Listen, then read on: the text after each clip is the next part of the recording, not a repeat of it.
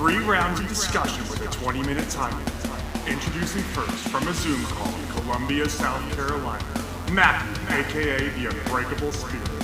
And his opponent from a Zoom call in Atlanta, Georgia, Daniel, aka the Executioner. Take it away, Matthew.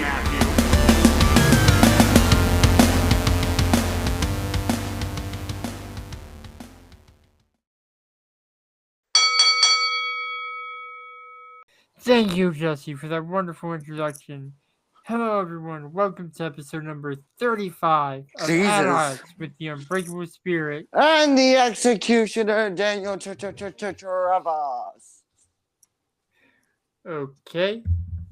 Anyways, I am, of course, the Unbreakable Spirit. Yeah, my we know who we are. Introduced himself. Hey, there might be new listeners. You don't know that. Whatever. Move on. Anyways, we got 3 topics for you. The usual stick. Let's do this. Usual stick. You should know your part in it. Okay. Continue. Don't you remember you say topic 1, then I say the actual topic? Topic number 1 is Stephanie McMahon being in charge of the. Will that be a good or bad thing? Topic number 2 20 years of John Cena. And it honestly should have been the main event. Yeah. Topic number 3 It's a premium live event weekend, and you know what that means. Yep, it's another production battle. But we don't have a punishment this time, but we'll explain that when we get to it. Wait, oh. Right. Anyways, let's kick it off with topic number 1. Take it away, comrade. Okay, Stephanie McMahon being internally in charge while Vince deals with a scandal should be honestly quite interesting. I don't really think or know if it's honestly even going to have any major effect on WWE. I honestly highly doubt it will, but anything's possible. Honestly, judging by the fact that nothing has in NXT since Stephanie took over and Triple H is back there, it doesn't seem like anything's changing. No, not really. But I would also say is that it was great to see, Stephanie. It's kind of a weird thing if you honestly think about it, is that first Stephanie is like, okay, I'm gonna take a break from being associated with WWE. Then, oh shit, my father's taking a big major scandal. I need to probably do something. Yeah, like, admittedly, the scandal hadn't been leaked when she announced she was taking a leave of absence. So, I feel like it was kind of out of her control. Yeah, but you have the timer, right? Yes, I have the timer going. We have 5 minutes, 21 seconds. Alright, and I'll also say is that, what are your thoughts on this, Matthew? My thoughts are, like,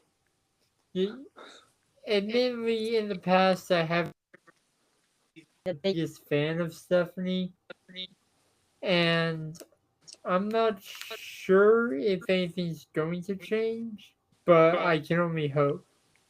Yeah. One can only hope, but with how much WWE really doesn't seem to be giving a absolute flying shit about what we think, what the hell do we know? And besides, like, Stephanie may be in control, but Vince has been appearing on Raw and SmackDown Like he don't give for a multiple weeks in a row, Like- despite taking a leave of absence from WWE. He's just like, ah. He's like, ah. I mean, this isn't the first scandal Vince McMahon had to go through. I mean, the last scandal he went through was that whole steroid scandal with the federal government. Yeah, So this is nothing new to Vince. yeah, but he should be taking this more seriously. Like, the WWE Board of Directors have the power to take that in-room away from Stephanie and make her the permanent CEO. True. They have the power to fire Vince McMahon. I mean,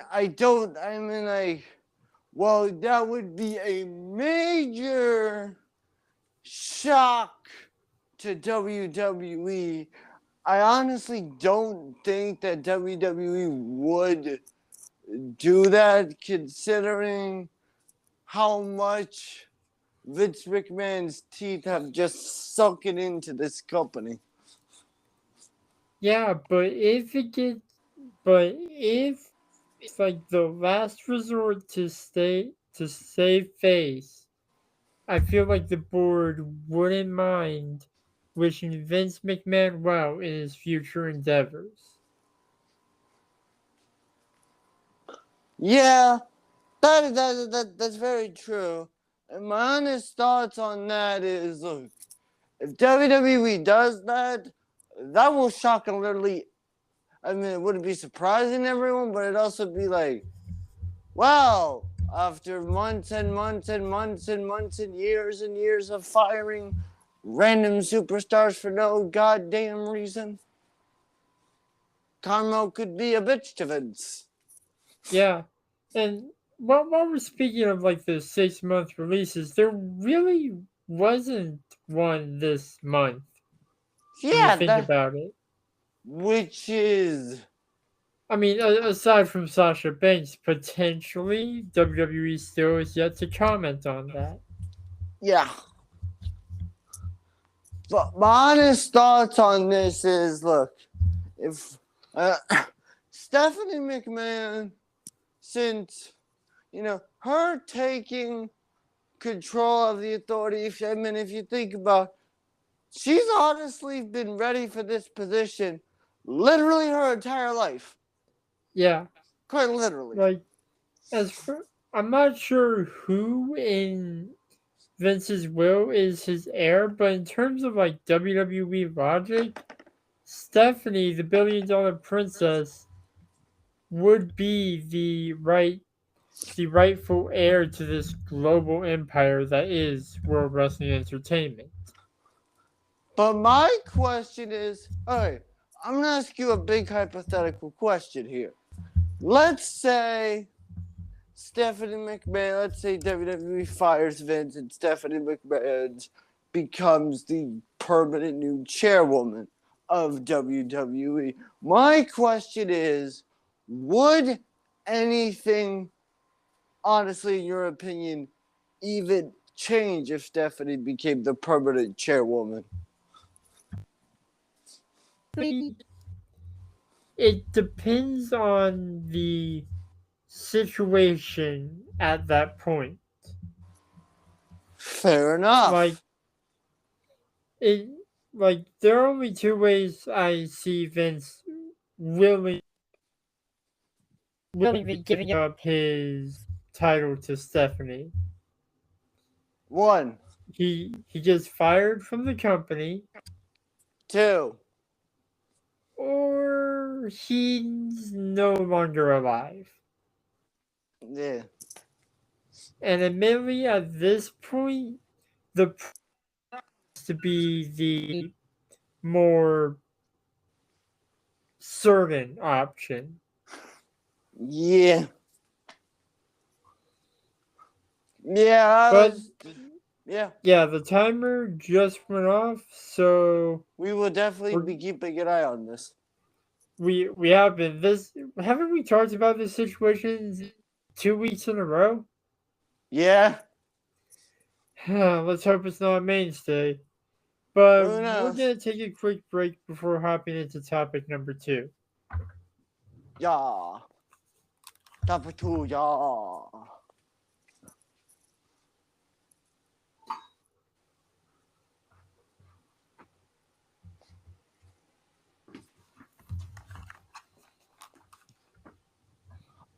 right. Whenever I you're ready. believe I start off this topic. Yeah, you start off topic 2, yeah. All right.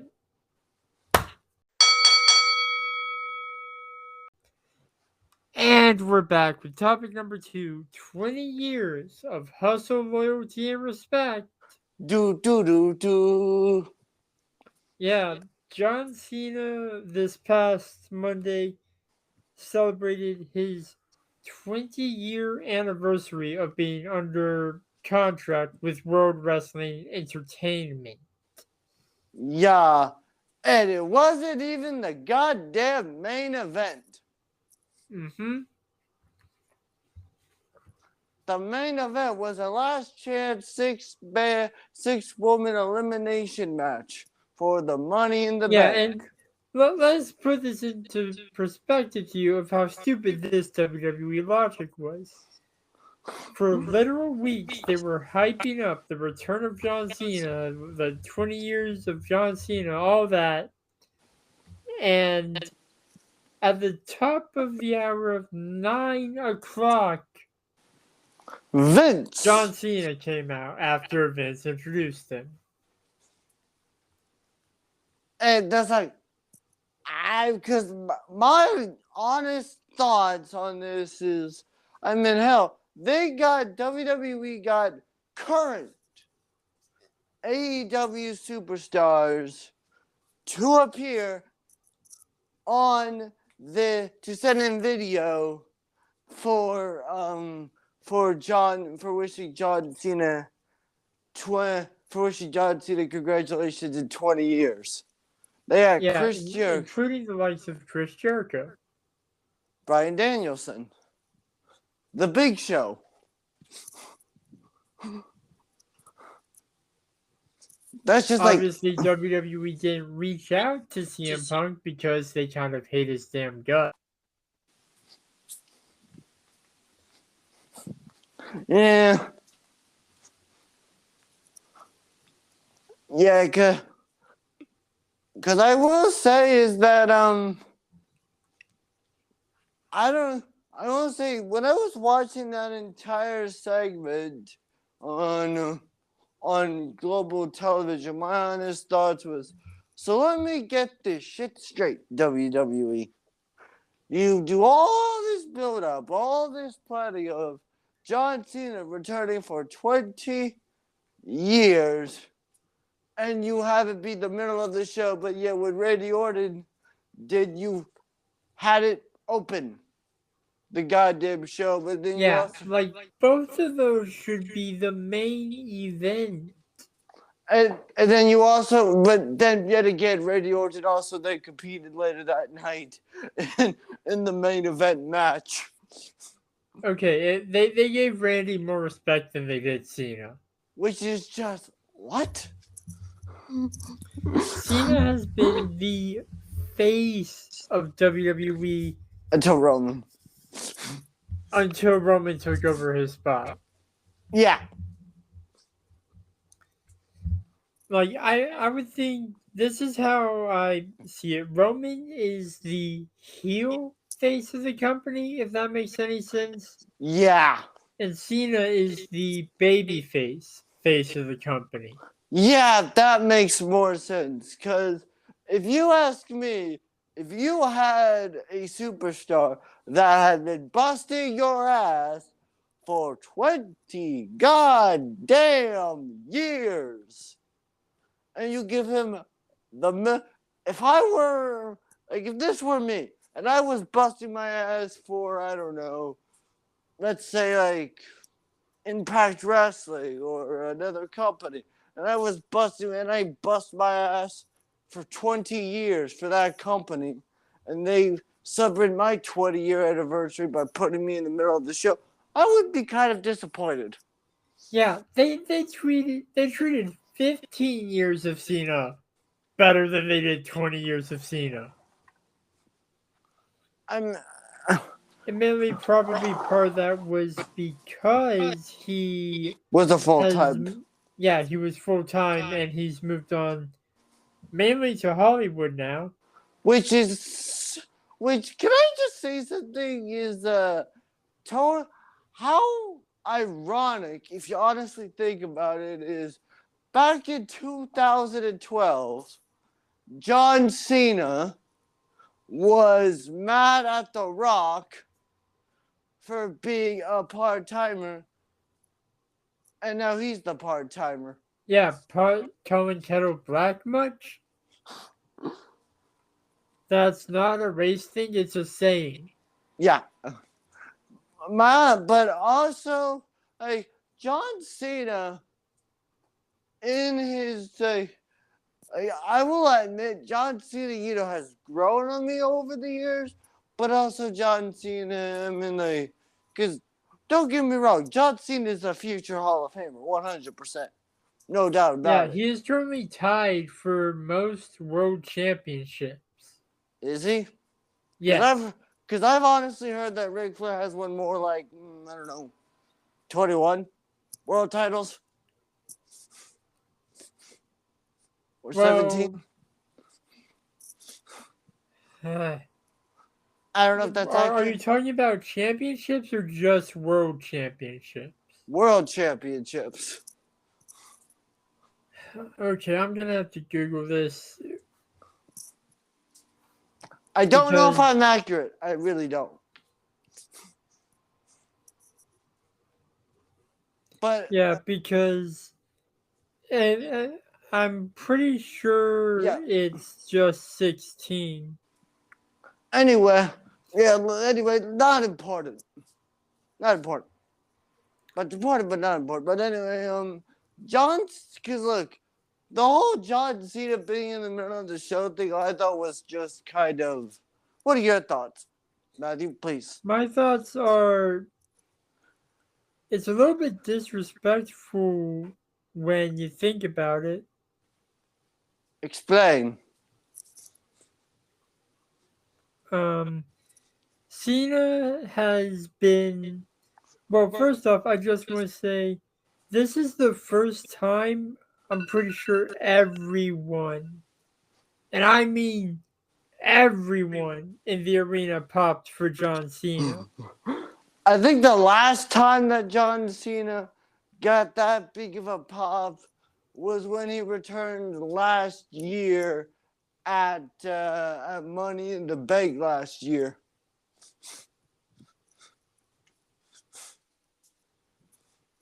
I think that was the last time John Cena got that big of a pop. Yeah. Okay, so according to Google, only Ric Flair claims to be a 21-time world champion.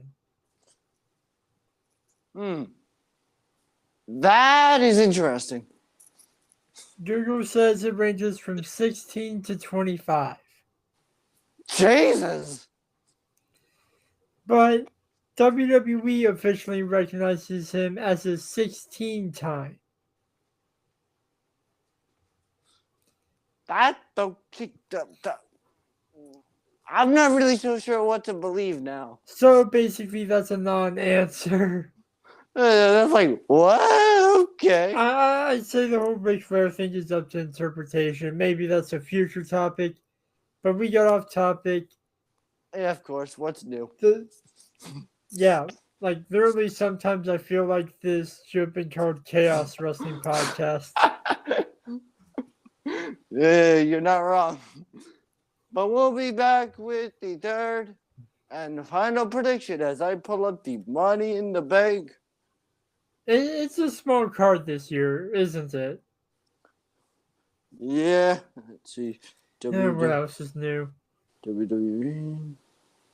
All right, we'll be back. Right after this.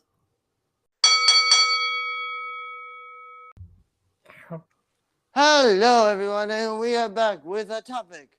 Number 3. It is the Money in the Bank prediction battle taking place.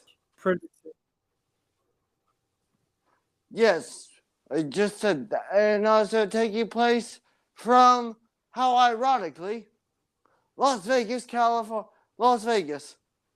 Hey, better than Chicago, right? Mm. So, well, I will say that I am surprised that WWE hasn't made this joke, but I'm going to make it anyway. You could say that a lot of these people are leaving their putting who are in the Money in the Bank matches are literally putting their chips on themselves or betting on themselves. Themselves. Yep. All right. The Not first. to make an AEW reference. All right, Matthew, would you care to explain the punishment? Yes, the punishment, if you will, is the winner will get a get out of jail free No, for a Uno reverse. Well, it can work both ways. You have two that. options.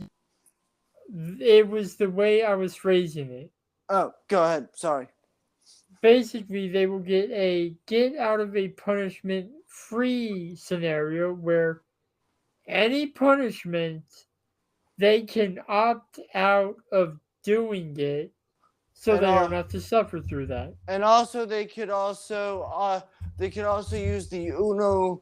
It's also like an Uno reverse card. Is that if they don't want to do it, they could just use it, and then said loser has to do the punishment instead. You mean the winner? The winner of that prediction battle would then have to do the punishment because of the reverse effect. Well, okay, let me explain. The winner has the option of reversing it. No, I'm talking about for the prediction battle that the person holding the opt out lost. Oh. Like, say you won and the SummerSlam predictions you lost. Whatever the punishment is for that, you could choose to flip it to where I would have to do the punishment. Oh, okay, yeah. Or vice versa.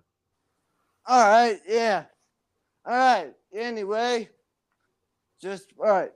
Yeah, that is what the is it. All right. For the match card, which if there's a kickoff match, which I'm kind of highly doubting, honestly. Honestly, the kickoff show doesn't have matches anymore. They just talk about the show. Yeah. For like an hour or 30 minutes. Yeah, all right. All right. The first match is for the Raw Women's, in no particular order. The first match is for the Raw Women's Championship. It is Bianca Belair versus Carmella. You know I'm going with the EST. Alright, then I'm going with Carmella. Yeah, you're going with the girl that says she's money. Yeah. And the next match I'm doing is for the United States Championship. It is Theory, or Austin Theory, versus... He just goes by Theory these days. It's Whatever. stupid. Yes, it is. Versus Bobby Lashley for the United States Championship, which this feud has kind of been stupid. Honestly. Yeah, like literally, what was that pose off? Yeah. And the And I next, think at the wait. We still haven't said our. Are you just running through the matches, or are we doing the actual predictions? what's your prediction on who's gonna win this I think match? by the end of it, Bobby is going to be posing with the U.S. title held above his head. My prediction is I theorize that Theory will win. Because That too.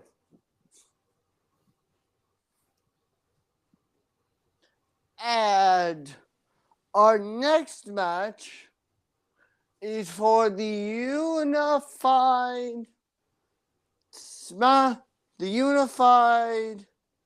tag team, these unified. Undisputed Unified Tag Team titles, whatever they're calling it. Yeah. You know, listeners of this podcast know how we feel about unification. Yeah. We got the Bloodline, the Usos, versus the Street Profits. I'm going to use my psychic powers to say you're choosing the Usos. Yes. Shocker. It's okay. I'm okay with going the people that think the Usos want the smoke. That is such a weird ass catchphrase. Alright. And the next match is for the SmackDown Women's Championship. It is the baddest woman on the planet, Ronda Rousey, versus Natalia. Yeah. All right. I know we have to have a difference of like who we think is going to win. But we both know Ronda's going to win. Yeah. And I need to win this so I don't have to do a punishment because the last one, I lost both prediction battles and had to watch two. I'm choosing Ronda. I'm choosing this. I'll go with the other option. Okay. The next match is. You want to explain to everyone, Matthew, how the Money in the Bank predictions are gonna work? Okay, so depending on the amount of competitors. 1, 2, 3, 4, 5, 6, 7. Okay, so that's for the men's, right? No, I'm doing the women's. Oh, the women's? The women's have Lacey Evans, Alexa Bliss, Liv Morgan, Raquel Gonzalez, Asuka, Shotzi, and Becky Lynch. Okay, so that's an odd number of people. So I believe we each need to. We're gonna have to leave one out as a wild card, and we each choose 3. Okay, my 3. I'm gonna go over. My 3 is Becky Lynch,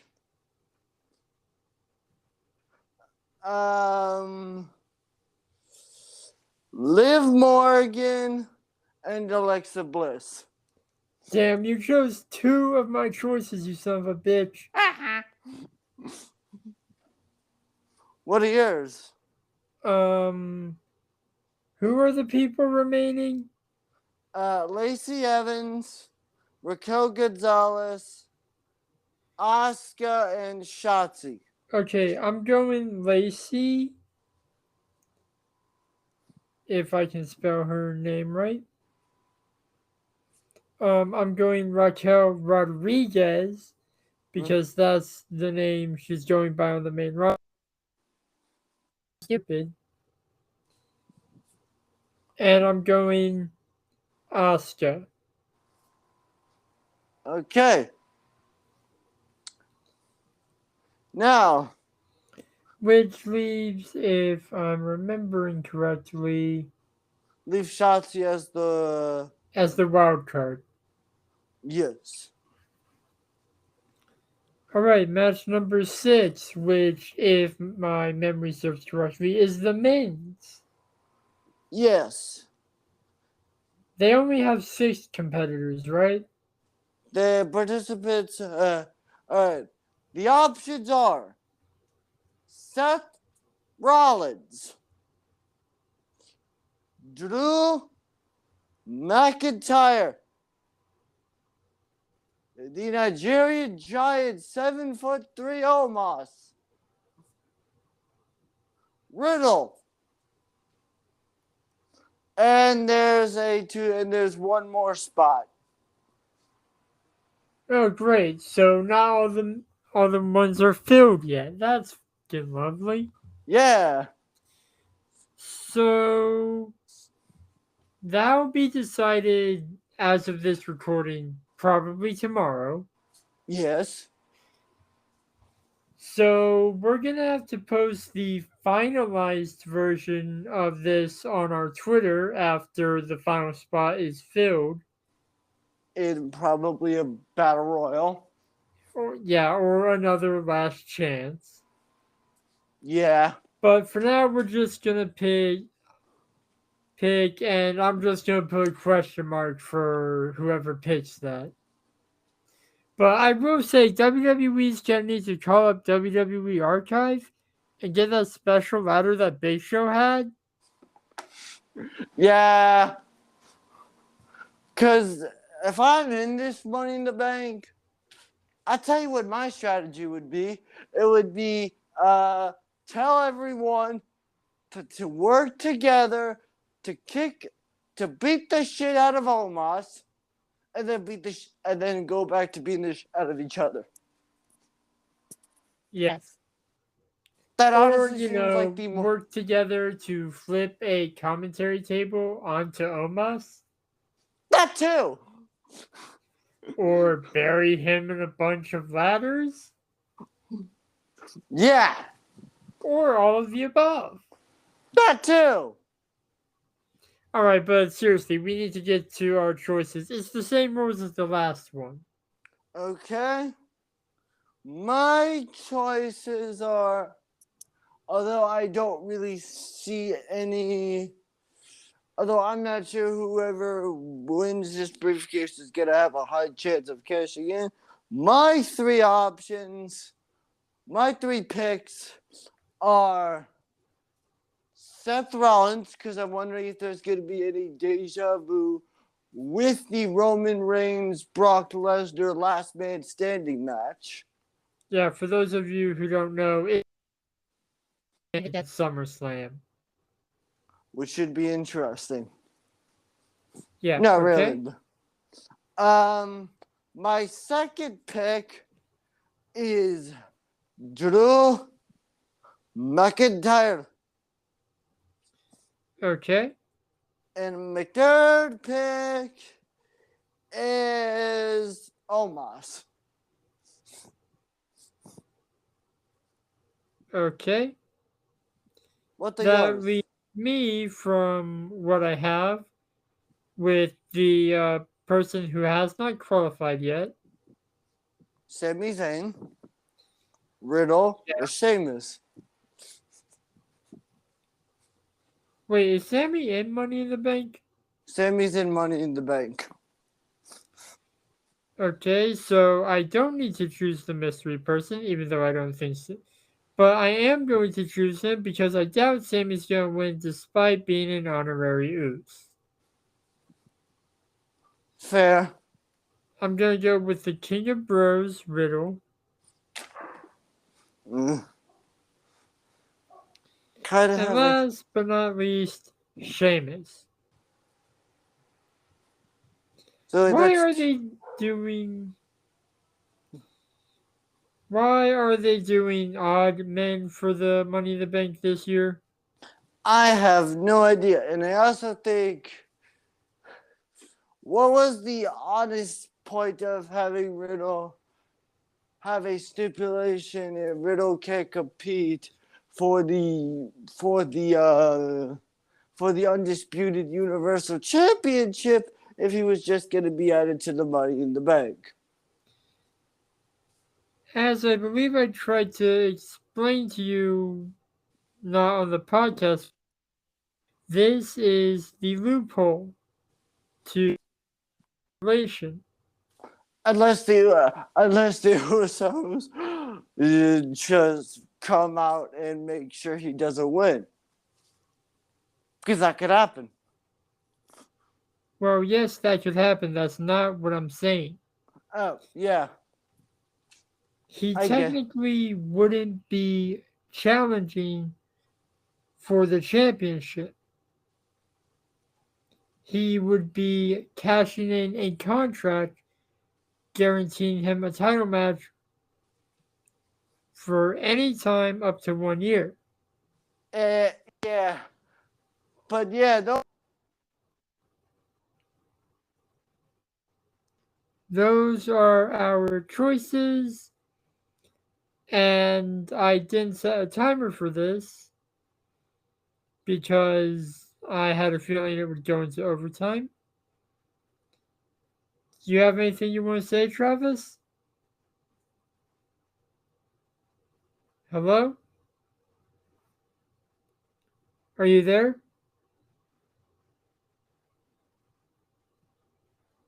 Hello? Technology, ladies and gentlemen.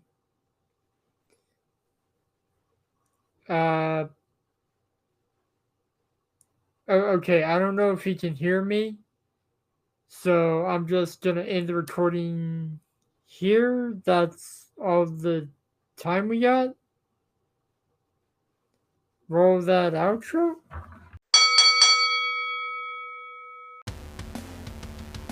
Thank you for listening to At Odds, hosted by the Unbreakable Spirit, and the Executioner. edited by the Unbreakable Spirit. You can follow me on Twitter and Instagram at MTS_life_0126. You can follow me on Instagram at DanTravis21, and you can also follow me on the Twitter at DanTheExecutioner21. And you can follow the podcast at Odds Podcast. We'll be back next week with more debates and discussions. But until then, the Executioner and the Unbreakable Spirit will still be at odds. Thank you, losers.